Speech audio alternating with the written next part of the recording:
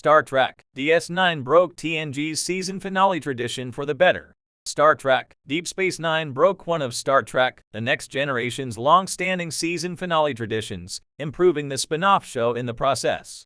DS9 premiered in January 1993, almost 3 years after TNG's game-changing Season 3 finale, The Best of Both Worlds. Following the huge success of the cliffhanger ending, which revealed that Captain Jean-Luc Picard, Patrick Stewart, had become Locutus of Borg, TNG's season finales were all built around big cliffhangers.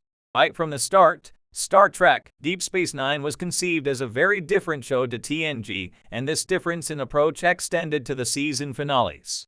The original plan for Star Trek Deep Space Nine's Season 1 finale was to have DS9 crossover with Star Trek The Next Generation.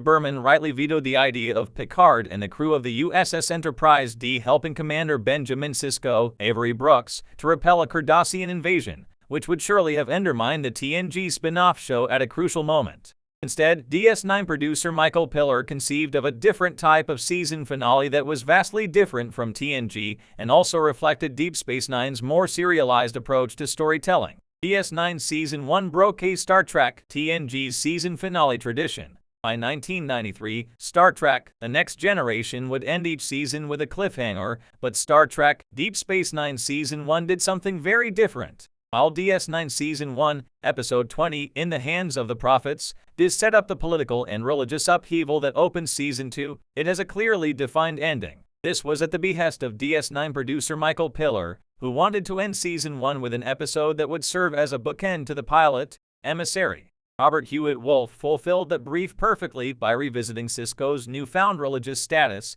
and revealing that he and some Bajorans are grappling with the implications of his meeting with the prophets. Rather than end on a huge cliffhanger, Star Trek Deep Space Nine's Season 1 finale ends with a quiet moment between Sisko and Major Kira Nerys, Nana Visitor. Kira and Sisko reflect on the events of DS9 Season 1, and Kira Riley states that she doesn't see the Starfleet commander as the devil. It's a scene that brings the first chapter of Deep Space Nine's story to a satisfying close rather than rely on a big cliffhanger or what Ira Steven Behr once called a gimmick in the book Captain's Log Supplemental, the Unauthorized Guide to the New Trek Voyages. Across all 7 seasons, Star Trek Deep Space Nine rejected the cliffhanger ending tradition of Star Trek The Next Generation in favor of chapter endings,